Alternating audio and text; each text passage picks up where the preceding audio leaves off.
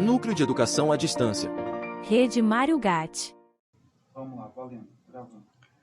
Olá, meu nome é Vili, eu sou médico emergencista pelo SAMU de Campinas e hoje nós vamos falar sobre crise epilética na urgência. Fazendo uma definição simples, a crise epilética pode ser definida como sinais e sintomas transitórios devido à atividade neuronal normal, excessiva ou síncrona do cérebro. Tá? Ela acontece quando você tem uma hiperexcitação neuronal, que vai excitando os neurônios adjacentes até que ele atinge os dois hemisférios cerebrais, causando os sintomas epiléticos, tá? Convulsivos ou não. Ela pode ser algumas definições que a gente pode usar para a crise epilética. Né? A crise vão ser os sinais e sintomas que são transitórios, decorrentes dessa atividade neuronal normal. Tá? Quando você tem uma crise provocada, você tem uma crise epilética causada por uma causa subjacente conhecida. Uma hipoglicemia, uma abstinência alcoólica. Quando você tem uma crise não provocada, você não consegue definir uma causa para essa crise convulsiva. Tá? Não tem uma causa conhecida. A crise isolada é quando você tem um episódio de crise convulsiva ou mais de uma em um tempo menor que 24 horas. Ou seja, um dia na vida que esse paciente convulsionou. Normalmente, a maioria das pessoas que tem uma crise convulsiva isolada não vai ter novas crises ao recorrer da vida. A epilepsia acontece quando esse paciente tem mais de uma crise com um tempo decorrente maior de 24 horas. Ou seja, ele tem uma chance de recorrer a ter crises convulsivas. Ou tem uma alta chance dessa crise recorrer em 10 anos. Esse paciente é considerado como epilepsia. Ele tem um limiar convulsivo diminuído. A convulsão, propriamente dita, seria a crise epilética com sintomas tônico-clônicos. A pessoa tem contração muscular, movimentos de contração, cai no chão, fica se debatendo. Essa que a gente chamaria de crise epilética convulsiva. A crise epilética não convulsiva é a crise que não se manifesta com episódio tônico-clônico. É o paciente que apresenta crise de ausência, confusão mental, ou um comportamento robotizado. Essas são mais difíceis de serem diagnosticadas, normalmente demandando de um eletroencefalograma. E a crise epilética, ela é uma causa muito comum de atendimento no serviço de urgência, tanto hospitalar quanto pré-hospitalar. A maioria desses casos de crise epilética vão ser autolimitados, com curta duração. Sendo o primeiro episódio ou não, a maioria desses pacientes já teve outras crises epiléticas anteriormente, tá?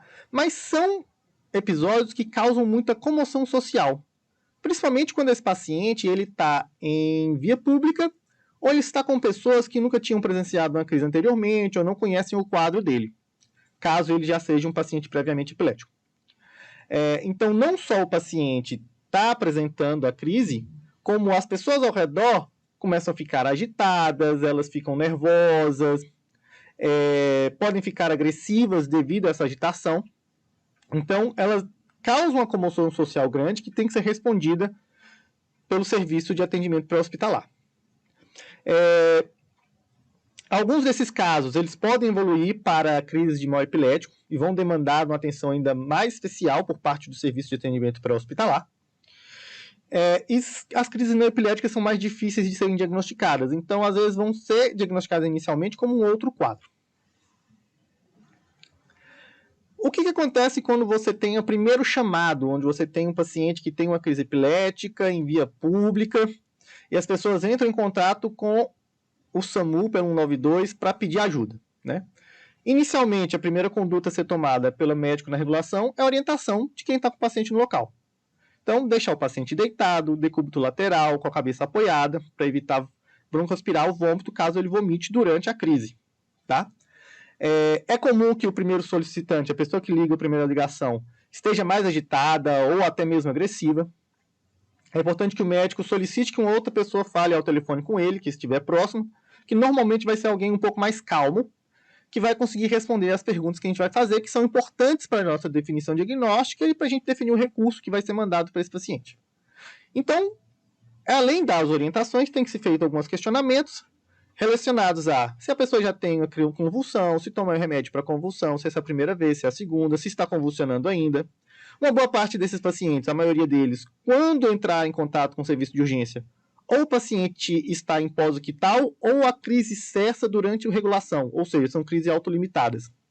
Orienta sobre o que está acontecendo com esse paciente, Caso ele já esteja em período pós-ictal, explica para ele o que se trata o período e disponibiliza uma ajuda para ele. Tá? Esse atendimento, essa ajuda pode ser feita tanto por uma unidade de suporte básico como uma unidade de suporte avançado, a depender dessas informações que a gente vai colher com o solicitante.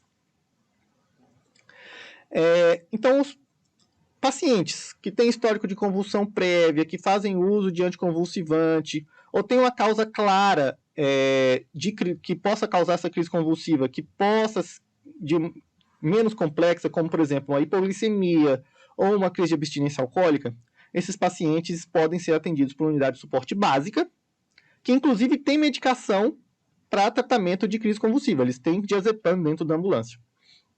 Obviamente, isso vai ser deslocado nos pacientes com crise convulsiva autolimitada, normalmente já estão em pós-ictal. Esses pacientes, ao serem atendidos pelas unidades básicas, né, principalmente verificando que a crise já cessou, que o paciente não está em crise no momento, e a depender do histórico clínico, ele pode ser encaminhado para uma unidade de suporte básico de vida para uma UPA. Tá? Se o paciente já convulsionou outras vezes, se ele é epilético, se ele está em crise de abstinência, ou se isso se trata de uma hipoglicemia. Se for uma causa de tratamento mais simples, conhecida, ela pode ser levada para um atendimento numa UPA. Agora, caso esse paciente tenha, por exemplo, uma primeira crise convulsiva, ou não tenha histórico de crise convulsiva, mesmo sendo atendido por unidade de suporte básico, é importante que esse paciente seja levado e direcionado para um hospital que tenha acesso ao exame de tomografia. Por avaliação desse paciente, invariavelmente vai passar por uma avaliação de imagem do cérebro. Tá? Ou que tenha uma causa para essas crises convulsivas, uma causa de maior gravidade. Ou um TCE, ou um paciente que tem um quadro hipóxico importante, ou um distúrbio hidroeletrolítico conhecido, esses pacientes também vão precisar de atendimento hospitalar. E os pacientes que entram em estado de mal epilético, esses pacientes também vão precisar de atendimento hospitalar. Os pacientes que estão em quadro de mal epilético têm que ser obrigatoriamente atendidos por unidade de suporte avançada, devido à complexidade do quadro e à necessidade de procedimentos que vão ser realizados pelo médico. Então, o que a gente vai definir como um estado de mal epilético, que é aquele que vai ser atendido pela unidade de suporte avançado de vida? Ela é uma crise convulsiva, tônico-clônica ou não, com duração maior que 30 minutos. A gente vai ver esse tema depois, que apesar do tempo de duração de 30 minutos, o tratamento é instituído antes. Ou paciente que tenha crises convulsivas que não recupere correlativamente a consciência entre uma crise e outra. Então o paciente convulsiona, entra em pós-ictal e antes dele acordar ele tem outra crise. Esse paciente já está em estado de mal epilético. Tá? Esses, inclusive, são a maioria dos casos que a gente atende. A maior parte dos pacientes em estado de mal epilético, ele vai convulsionar, entra em pós-ictal e antes de ele acordar ele tem outra crise convulsiva. Os pacientes que têm crises convulsivas com duração maior que 5 minutos já requerem tratamento imediato. Então você não espera o cara ter o critério para o estado de mal epilético para tratá-lo como tal. Por quê?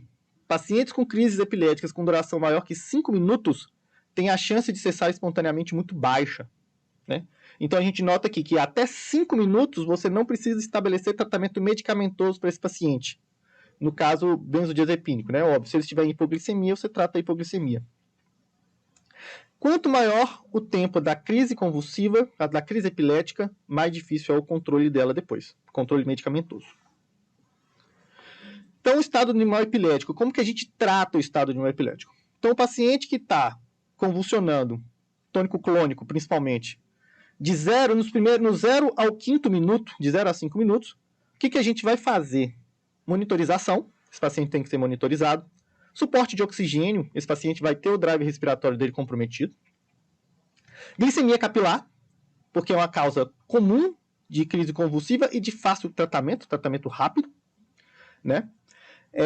Acesso venoso, que você vai precisar dele para tratar esse paciente, então você vai providenciar um acesso venoso. Quem trabalha na prática sabe que não é uma coisa tão rápida assim de você conseguir. Coletar exames, se você estiver em ambiente hospitalar. Se você estiver no ambiente hospitalar, não, né? E muitos protocolos já estabelecem a administração de tiamina antes da administração de glicose nos pacientes que estão em hipoglicemia, né? A tiamina tem indicação principalmente em pacientes etilistas crônicos e pacientes desnutridos, tá? Para evitar o desenvolvimento de Wernicke-Korsakoff. Após 5 minutos de crise convulsiva, você está autorizado a entrar com a dose de primeira linha de tratamento, que é o benzodiazepínico, tá? O mais comum, mais amplamente utilizado é o diazepam, na dose de 2 mg por minuto. Ele é aplicado endovenoso, então você precisa de um acesso venoso para fazer ele. E é feito numa dose de infusão de 2 mg por minuto, sem diluição. Então você não pode diluir o diazepam. Então quem vai aplicar a medicação vai aplicá-la devagar, lentamente, tentando manter essa taxa de infusão de 2 mg por minuto, até a interrupção dos sintomas tônico-clônicos. Interrompeu os sintomas tônico-clônicos, interrompe a infusão da medicação, tá? Não deve ser administrada intramuscular, porque ela não tem efetividade e tem absorção errática no organismo. Então, não vai te ajudar em nada e pode te causar um problema depois, no tratamento desse paciente. Uma outra opção de tratamento, às vezes de escolha, principalmente se o paciente não tem acesso venoso, é o midazolam, na dose de 10 mg intramuscular, que tem a mesma efetividade que o diazepam. O lorazepam endovenoso seria a droga de escolha, mas ela não tem disponibilidade no Brasil. E o cuidado que você deve tomar em todas essas medicações é a depressão respiratória e o rebaixamento de nível de consciência. Você pode sedar esse paciente e ele tem uma diminuição do drive respiratório. Então, o paciente tem que ser assistido e a ventilação dele tem que ser cuidada, tá? Pode causar hipotensão também associada. Então, isso também deve ser monitorizado e tratado caso ocorra. Após 10 minutos a 20 minutos de crise, o paciente não se recuperou com tratamento benzodiazepínico, você vai entrar com a droga de segunda linha, tá? Que é o quê? Classicamente, fenitoína. A dose é de 20 mg por quilo de peso, numa taxa de infusão de 50 mg por minuto, tá? Existe a opção da fosfenitoína, que é a mesma medicação praticamente, que ela pode ser administrada numa dose de 150 mg por minuto. Num paciente de 80 quilos, a dose vai estar em torno de 1,2 gramas de fenitoína. 70 quilos por aí, 1,2 gramas. Isso aí vai ser uma taxa de infusão que vai demorar em torno de 20 a 30 minutos para correr toda a medicação. Ela não pode ser corrida rapidamente, se você está falando da fenitoína, porque ela pode causar hipotensão, pode causar bradicardia, arritmias. Então o paciente tem que ser administrado a medicação com monitorização cardíaca. A fosfenitoína você consegue administrar mais rápido. Em 10 minutos você já consegue correr a dose completa da medicação. Na ausência da fenitoína, você pode fazer o uso do fenobarbital, numa taxa de infusão de 20 mg por quilo por minuto, numa taxa de infusão de 50 a 100 mg por minuto. O fenobarbital vai causar mais sedação. Então, é uma droga que tem que ser feita com bastante cuidado, mas ela é a droga de escolha em caso de intoxicação exógena ou pacientes que estejam com abstinência alcoólica. Ela tem mais efetividade nesses casos do que a fenitoína, tá? Depois da primeira dose da fenitoína ou da fosfenitoína, o paciente não recuperou da crise, ele ainda mantém os episódios tônico-clônicos, você pode entrar com uma dose de repique, que a gente fala, numa dose de 5 a 10 mg por quilo. Tentar novamente a fenitoína. Depois disso, a maioria dos pacientes vai ter interrupção dos episódios convulsivos. Obviamente, você vai manter esse paciente monitorizado e vai estabelecer uma pesquisa diagnóstica para descobrir qual que é a causa dessa crise convulsiva. Mas caso ele ainda mantenha os episódios tônico-clônicos, ainda se mantenha convulsionando, você vai entrar agora no tratamento de terceira linha e você vai estar lidando com uma crise convulsiva refratária a tratamento. Note que a partir daí o diagnóstico de mal epilético já está estabelecido. O paciente já tem 30 minutos de convulsão nesse momento, ou de episódios convulsivos. E basicamente o tratamento agora vai ser praticamente a sedação desse paciente. Você vai ter várias... Voltamos aos benzodiazepínicos, você pode entrar com a dose de midazolam, a dose de 0,2 mg por quilo EV, feita em bolos lentamente, e depois disso com a dose de manutenção, para você interromper a crise. Também pode ser usado propofol, na dose de 2 mg por quilo, também feito lentamente, EV, que também tem uma dose de manutenção de 2 a 5 mg por quilo por hora, tá? Até 15 mg por quilo. Note que você pode ir aumentando a dose tanto do midazolam quanto do propofol até você conseguir o controle dessas crises convulsivas, tá? Você pode chegar até 2 miligramas por quilo por hora de midazolam para controle de crises convulsivas. Obviamente, esse paciente, nesse momento, já vai precisar de um tratamento mais invasivo. Então, muito provavelmente, esse paciente vai precisar ser entubado, a via aérea dele vai ter que ser protegida, ele vai ter que estar monitorizado.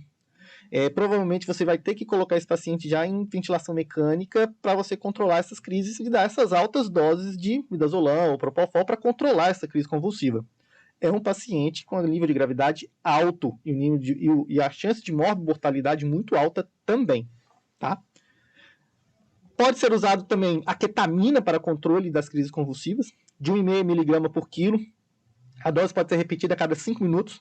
E ela é uma medicação interessante para ser usada em conjunto com o midazolam ou com o propofol. Ou seja, a associação dessas drogas ajuda na crise convulsiva, aumenta o poder anticonvulsivante delas. Pode ser usada em associação.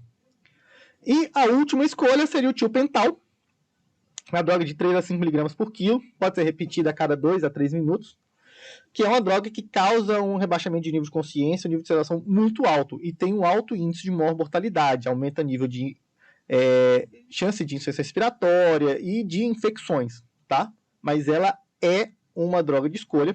Provavelmente esse paciente vai precisar de droga vasoativa associada, ou seja, é um paciente de nível de gravidade muito alto, tá?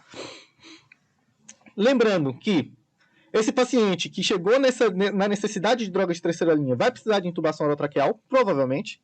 Você vai precisar manter essa via aérea dele protegida. Ele vai precisar de tratamento em leito de UTI. E ele vai precisar de uma pesquisa importante para saber a causa subjacente a essa crise convulsiva, a esse mal epilético. Tá?